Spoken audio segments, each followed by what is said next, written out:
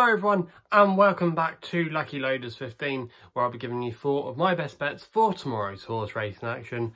First things first, before we get stuck into the tips tomorrow, just a couple of things I want to go through. First of all, I just want to apologise for not making a video on today's racing. You might have seen, if you follow me on Twitter, that I posted last night that I was unable to do a video due to family commitments for today's racing.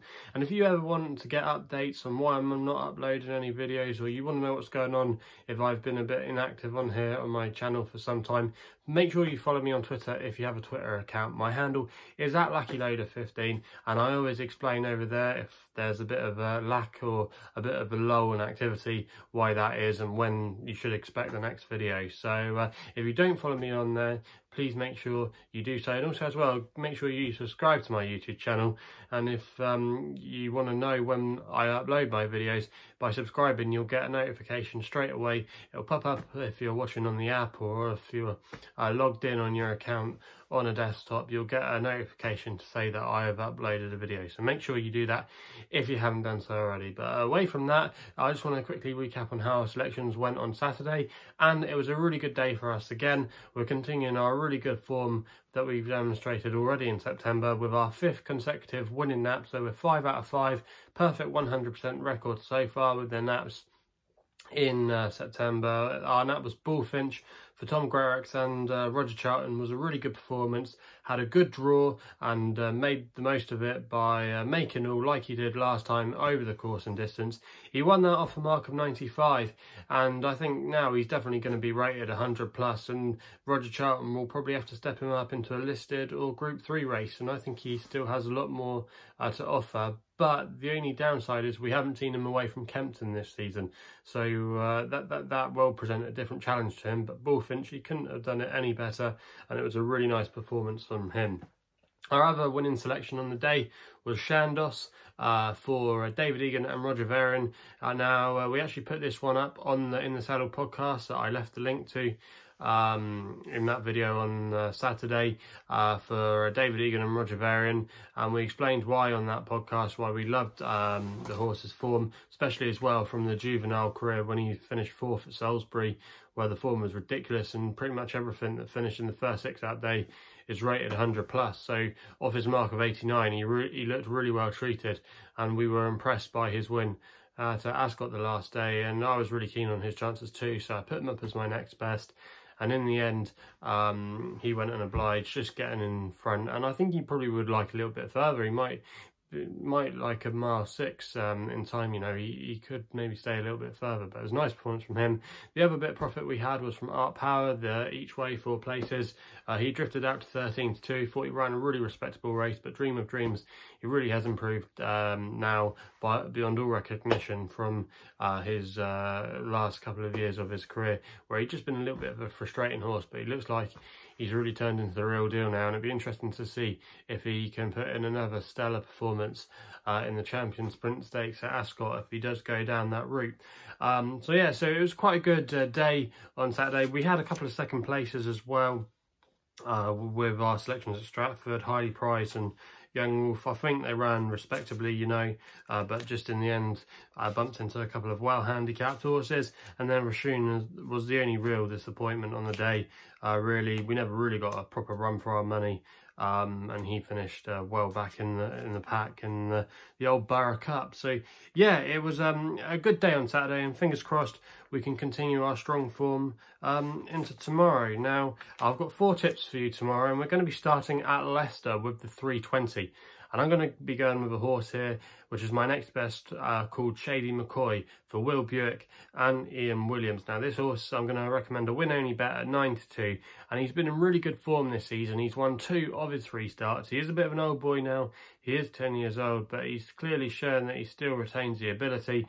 Now, if you actually go back through a lot of this horse's form from last season, he's particularly very well handicapped when he was running off marks in the low 90s. He's running off a mark of 80 tomorrow. He had slipped down the weights, but he's really discovered a bit of a spark still, and I just think he's got a bit more to come. He's going to be drawn in Stall 1 tomorrow, which actually is not a bad thing at Leicester. It's not a bad thing to be away from the stand side rail. You'll often see a lot of the horses come towards the, especially over the sprint trips, they're actually not always against the rail. It's the horses that are racing away from it are the ones that normally do best. And I just think the race could set up really well for him tomorrow. He's got a couple of horses around him, like the Mark Johnson horse, that will probably like to go forward, you know, and he'll be able to get a nice turn to the race. And I think he will come with a nice run. Now, the current ground description at Leicester is good to soft. He won't mind a little bit of cut in the ground. In fact, I think that'll help his chances.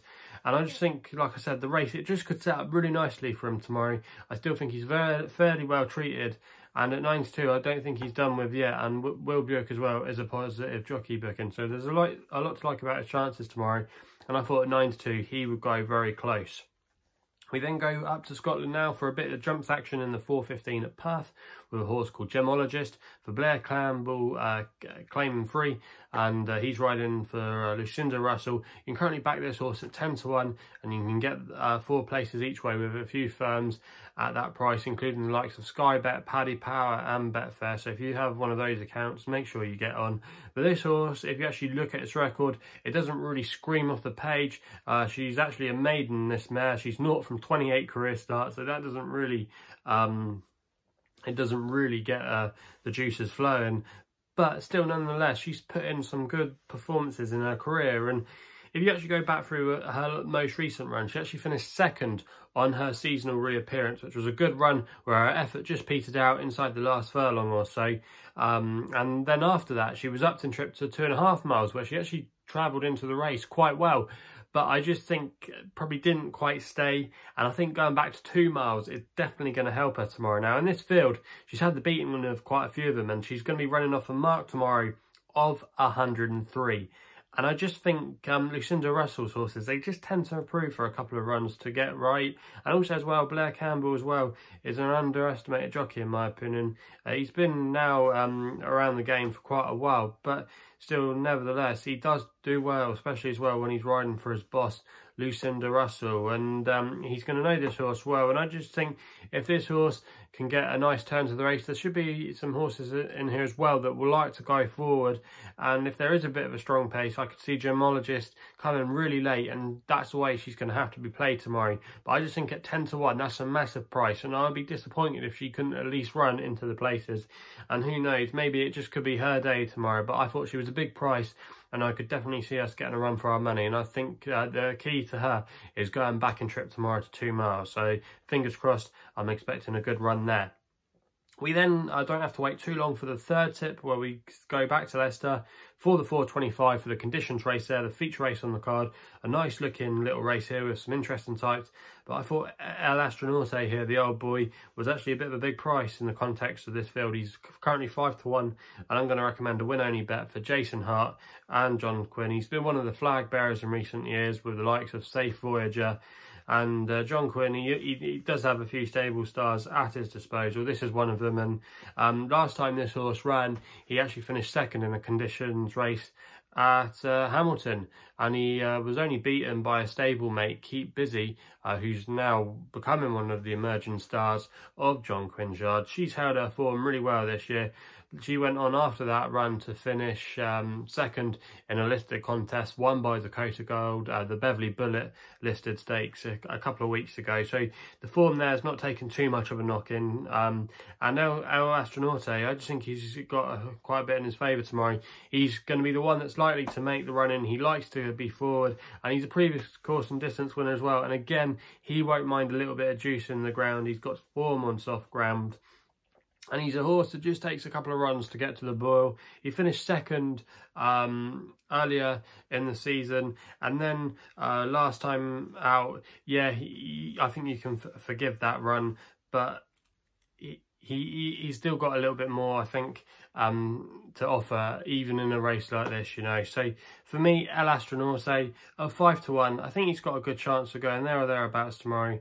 Previous course and distance winner. And I just think, like I said, in the context of this field, I'd rather be on him like compared to Clive Cox's horse. The name escapes me now. 'Tis Marvellous, that's it. And I'm not convinced about Al Rhea as well, even though she is going to be getting quite a bit of weight from El Astronaute. El Astronaute is a consistent one. If he can get away nice and alertly from the get-go, I just think at 5 to 1, he's a bit of a big price there, and he's going to be my extra tip.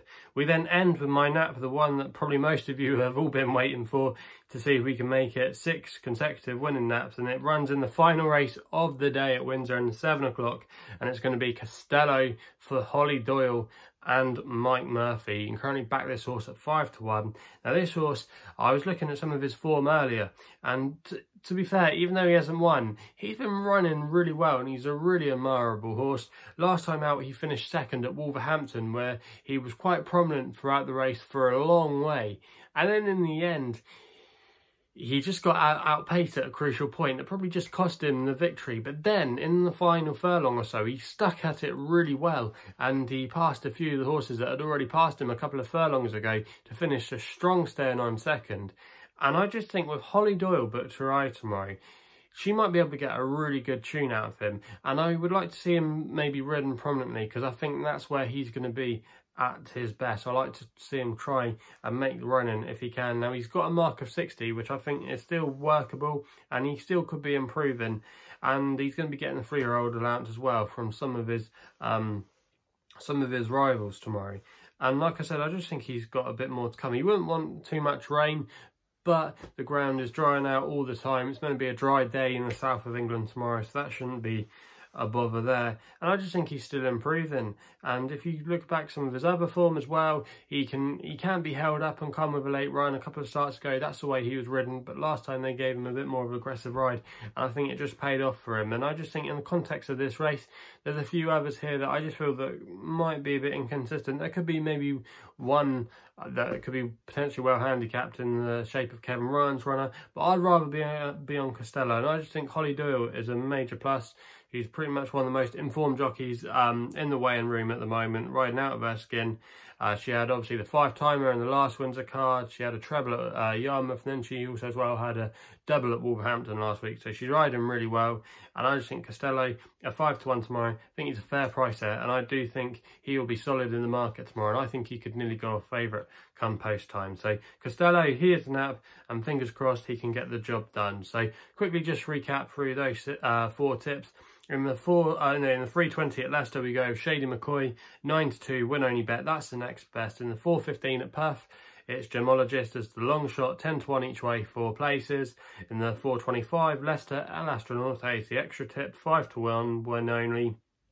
And then the nap is in the 7 o'clock at Windsor, where we go with Costello, and he's 5 to 1, win only bet. So if you haven't done so already, please make sure you subscribe here to my YouTube channel at LuckyLoaders15. Also as well, like I said, if you don't follow me on social media, the best place to do so is on Twitter, where my handle is at LuckyLoader15. And if you want to find out a little bit more about myself, why don't you head to my website, which is www.chrisloaderracing.co.uk. There's a link in the description box below, and you can find a full portfolio to all my work. So that's all I got to say. Please gamble responsibly. Hopefully we can have some more winners tomorrow, and we'll be seeing you soon.